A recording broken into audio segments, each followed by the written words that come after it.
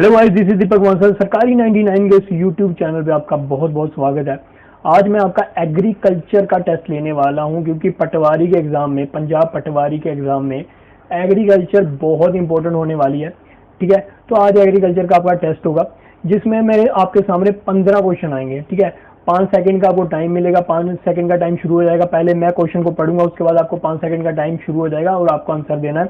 और 15 क्वेश्चन आएंगे और जो 12 क्वेश्चन सही देगा वो पास है, और 12 से जिसके कम आएंगे वो फेल है, क्योंकि क्वेश्चन है इजी, हर बार की तरह इजी क्वेश्चन है। तो आपका पहला क्वेश्चन आपके सामने है।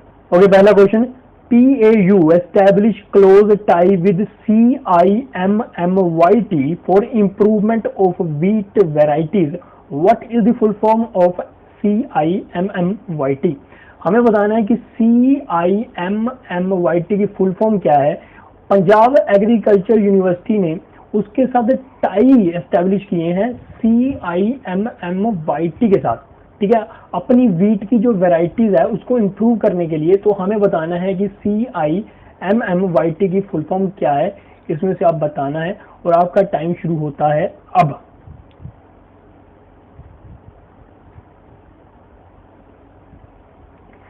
तो मुझे उम्मीद है कि आपने टिक लगा ली होगी। तो इसका सही आंसर आ जाएगा B, international wheat and maize development centre Mexico, जिसका गाना आप सुन रहे हो, मैक्सिको।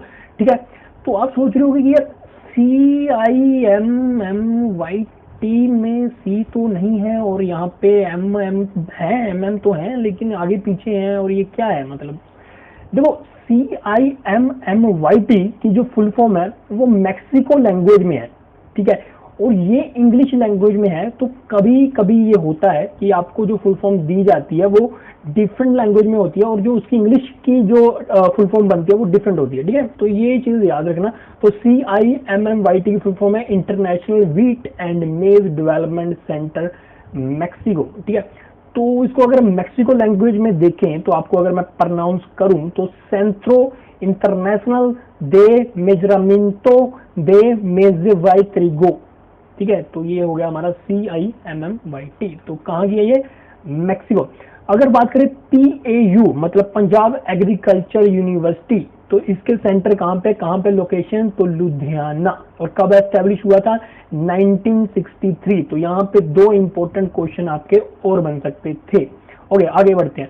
सेकंड क्वेश्चन, कहते हैं which wheat varieties made significant contribution in green revolution. जब ग्रीन रेवोल्यूशन हुआ था तो व्हीट की कौन सी वेराइटी ने सिग्निफिकेंट कंट्रीब्यूशन अपना डाला था, अपना सबसे ज्यादा योगदान डाला था। तो आपको बताना है, और ये आपके पास 4 ऑप्शन है और आपका टाइम शुरू होता है अब।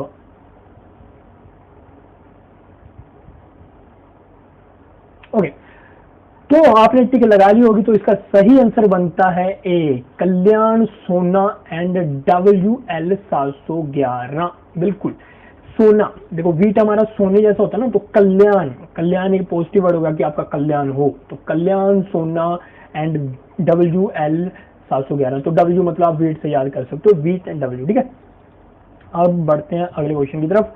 थर्ड क्वेश्चन, कहते हैं which rice variety made significant contribution in green revolution.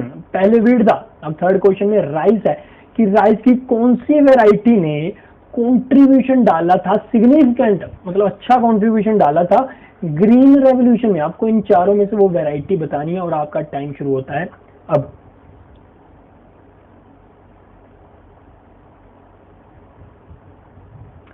तो आपने टिक लगा ली होगी। तो इसका सही आंसर आएगा हमारा सी। ठीक है, PR106। PR106 हमारा सही आंसर है। ठीक है, तो यहाँ पे आर क्या है, राइस, PR106। ठीक है, आगे बढ़ते हैं। तो फोर्थ क्वेश्चन आपके सामने आता है, dash introduce Italian honey be in the country for the first time. मतलब कौन लेके आए थे इटालियन हनी बी को अपने देश में, इंडिया में कौन लेके आए थे। इनमें से कौन सी यूनिवर्सिटी सबसे पहली बार इटालियन हनी बी को हमारे देश में लेके आई थी, इंट्रोड्यूस किया था। तो आपको बताना है, आपका टाइम शुरू होता है अब।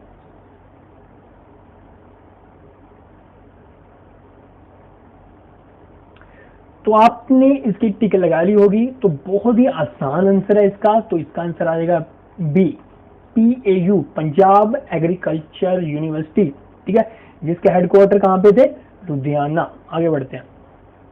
ओके, तो ये रही इटालियन हनी बी, ठीक है। तो आगे बढ़ते हैं। ये चीजें देखो डाल दी है मैंने PDF में, आपको PDF मिल जाएगी सरकारी 99 जो टेलीग्राम चैनल है। तो अगर आपको ये चीजें इंपॉर्टेंट लग रही है तो पढ़ लेना भाई। तो एग्जाम पर्पज से इतना इंपॉर्टेंट है नहीं, फिर भी ये मैं डाल दूंगा, ठीक है। आगे बढ़ते हैं। ओके, फिफ्थ क्वेश्चन कहते for which crop the first ever hybrid was develop in India. किस क्रॉप का, किस फसल का सबसे पहला हाइब्रिड आया था। हाइब्रिड मतलब उसको इंप्रूव, फसल को जब इंप्रूव कर दिया जाता है ना तो उसका हाइब्रिड आ जाता है। जब दो फसल की वैरायटी को, उनकी किस्मों को मिलाकर एक किस्म बनाई जाती है तो उसको भी हाइब्रिड कहते हैं, ठीक है। तो हाइब्रिड बताना है कि कौन सा सबसे पहले इंडिया में डेवलप हुआ था। और ये आपके पास 4 ऑप्शन है और आपका टाइम शुरू होता है अब।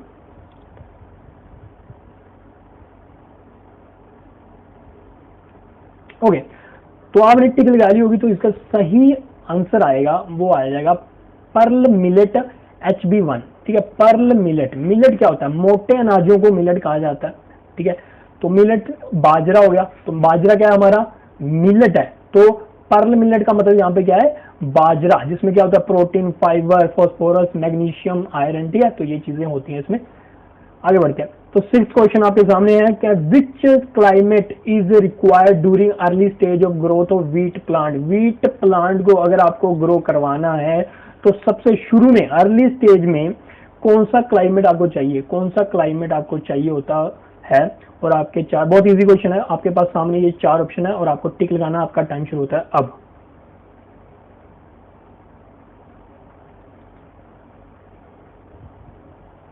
ओके, तो इसका सही आंसर आएगा, देखो ये विंटर में इसकी सब पैदावार की जाती है विंटर में। तो इसका सही आंसर आ जाएगा कूल क्लाइमेट, कूल क्लाइमेट चाहिए होता है, ठीक है, व्हीट प्लांट के लिए शुरुआत में, इसकी ग्रोथ के लिए। आगे बढ़ते हैं। Okay, 7th question the major insect pest of wheat are. इनमें से कौन से इंसेक्ट पेस्ट हैं व्हीट के, ठीक है। टर्माइट में, एफिड में, ग्राम पोड बोरर में, कौन सा है इनमें से, ठीक है। आपके पास 5 ऑप्शन है और आपका टाइम अब शुरू होता है।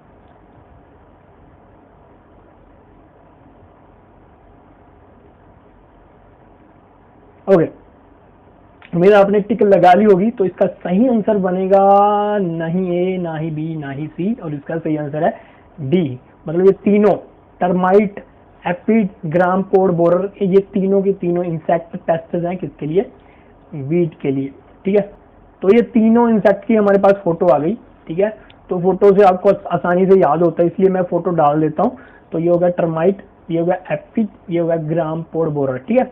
तो पिक्चर से याद करने में आसानी होती है। तो ज्यादा से ज्यादा क्या किया करो, जो चीज समझ में ना आए ना उसकी पिक्चर देख लिया करो, दिमाग में जल्दी बैठता है, ठीक है। तो आगे बढ़ते हैं। Okay, 8th number question the major disease of wheat. इनमें से बताना है कि कौन सी सबसे बड़ी मेजर डिजीज है व्हीट की, ठीक है। आपके सामने ये हो गए हमारे 6 ऑप्शन और आपका टाइम शुरू होता है अब।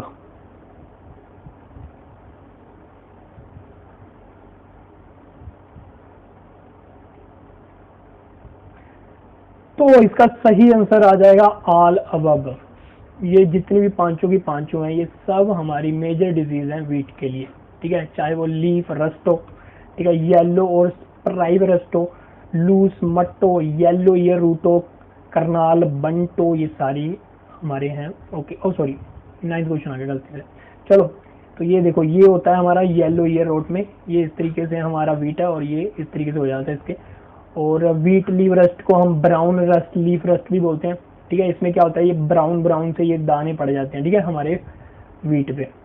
उसके बाद ऐसा ही येलो रस्ट में होता है, येलो येलो ये लाइनें पड़ जाती हैं। और ये हमारा लूज मोटा है, ये इस तरीके से हमारी जो व्हीट है खराब हो जाती है। और ये हमारी करनाल बनता है, देखो यहाँ पे ये जो कणक के ये दाने हैं ना, ये देखो कैसे खराब हो गए, ठीक है, गल चुके हैं, ठीक है। तो ये हमारी पिक्चर है, आपको पिक्चर के माध्यम से दिखा दिया मैंने।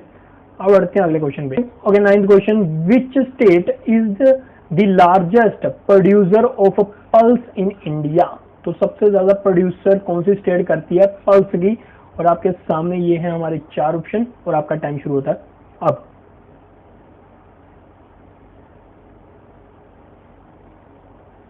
ओके, तो आपने टिक लगा ली होगी, तो इसका सही आंसर आ जाएगा ए, राजस्थान। राजस्थान सबसे ज्यादा पल्स की प्रोड्यूस करता है, ठीक है।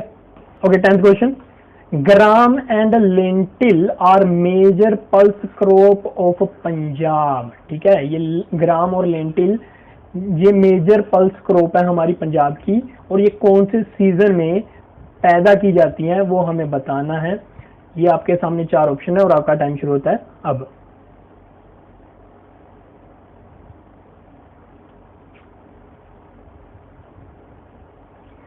ओके, तो इसका आंसर बिल्कुल आसान था, रब्बी सीजन, ठीक है। रब्बी सीजन में ये पल्सेस, ये दालें उगाई जाती हैं।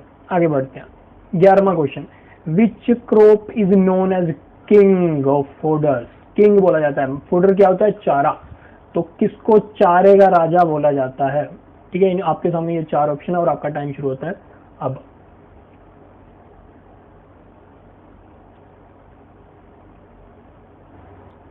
ओके, तो आपने टिक लगा ली होगी, तो इसका सही आंसर आ जाएगा बरसीम, ठीक है। ए हमारा सही आंसर हो जाएगा। आगे बढ़ते हैं।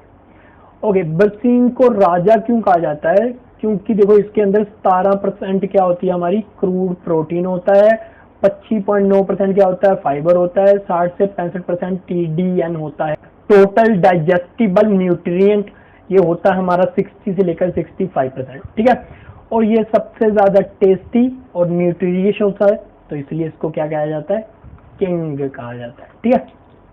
आगे बढ़ते हैं अगले क्वेश्चन, 12वां क्वेश्चन, कह रहे हैं कि which is the best time of sowing of barley, मतलब जो उगाने के लिए कौन सा सबसे बेस्ट टाइम है, इन 4 ऑप्शन में से आपको बताना है। आपका टाइम शुरू होता है अब।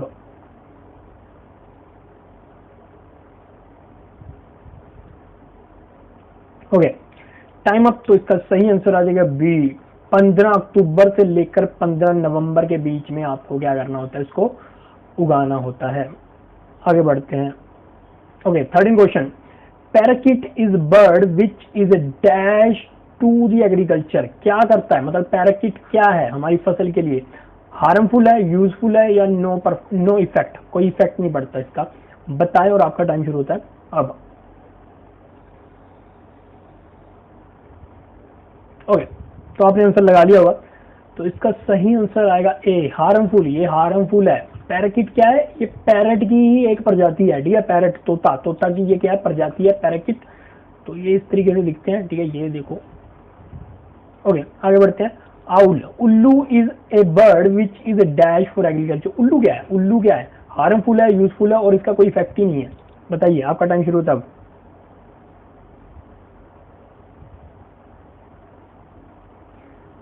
ओके, तो आपने टिक लगा ली होगी, तो इसका सही आंसर आएगा बी, यूजफुल। यूजफुल होता है आउल, क्यों आउल यूजफुल होता है, क्योंकि ये 4 से लेकर 5 रैट, चूहे खा जाता है हर दिन, जो कि हमारी फसलों को बर्बाद करती थी, इसलिए। Okay, the study of fruit science is known as, fruit science की स्टडी को क्या कहते हैं, और आपके सामने 4 ऑप्शन और आपका टाइम शुरू होता है अब।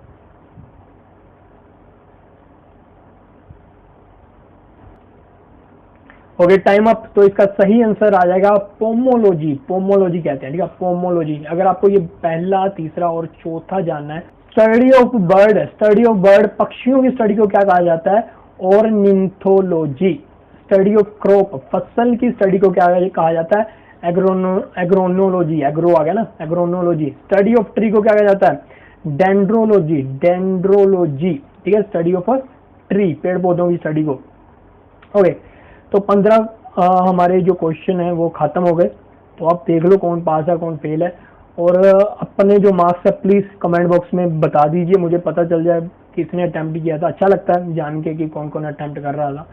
तो अगर आपको इसकी पीडीएफ चाहिए तो सरकारी टेलीग्राम चैनल पे आपको एक साथ लिखना है सरकारी 99, और आपको इसकी पीडीएफ मिल जाएगी। और लास्ट तक आपका वीडियो देखने का बहुत बहुत शुक्रिया। अपना ध्यान रखें, ख्याल रखें, सुरक्षित रहें। Thank you very much.